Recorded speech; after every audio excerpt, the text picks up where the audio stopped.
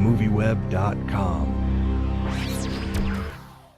So I wanted to begin by asking, I really enjoyed the movie. I was actually talking to some friends over the weekend, and I had recommended the movie to them. They said, oh, I saw the trailer. Isn't that fake horror film?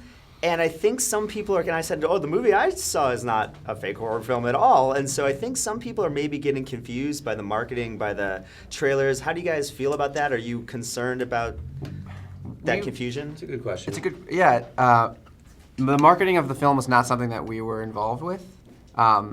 And I think the idea to sort of give some people the impression that it's one thing, mainly with the idea that, okay, if they think it's something and it's actually something else, they'll be that much more surprised. So it's effective in that way, because you go in thinking you're going to see something and you end up seeing something totally different. Are you worried that maybe it'll disappoint some people? Some people think they're seeing one thing and then be kind of angry that it's something else? Or will that surprise sort of enlighten them and help them enjoy this piece more? I was a little nervous that someone might go in expecting this fake horror movie, but so far all we've heard is that people said, you know, I thought it was that, and I'm pleasantly surprised that it's not, because it's so much more. That is an aspect of the movie, but there's a whole lot more to it. Good, so people are starting to catch on to what it's really about.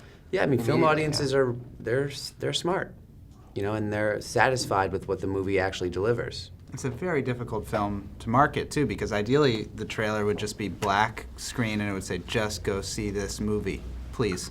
Right. Catfish. You know? Because is the feeling if you give away too much, then it'll kind of give away the surprise and secret of the We want people to have the same experience that we had making the film, which was knowing nothing at all. Right. And never knowing where it was going to go. Yeah.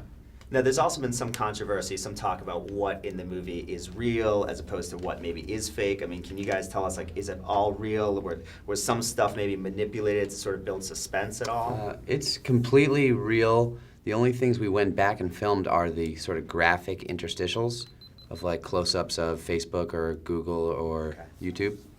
But otherwise, everything is chronologically as it happened. And then without giving too much away about the film, but when you finally do meet Angela and Nev at the, you know, sort of in the climax of the film and are confronted with her, can you talk a little bit about that feeling? And obviously this is your real life, but at the same time there's a movie being made around you. And can you talk about sort of, clearly there must have been some sympathy towards her as well. Yeah, I mean, the moment I met the family in Michigan, there was a friendship.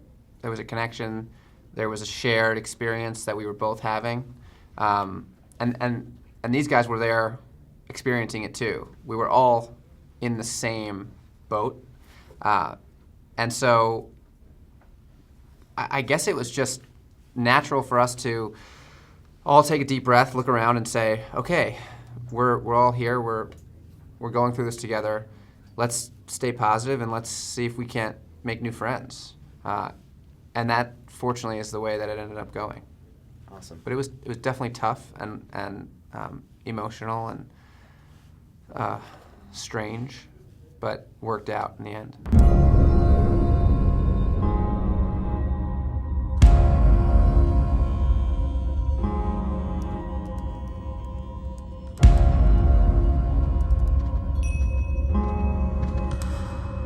You've just found like the tip of the iceberg. You guys stop. Put the camera down.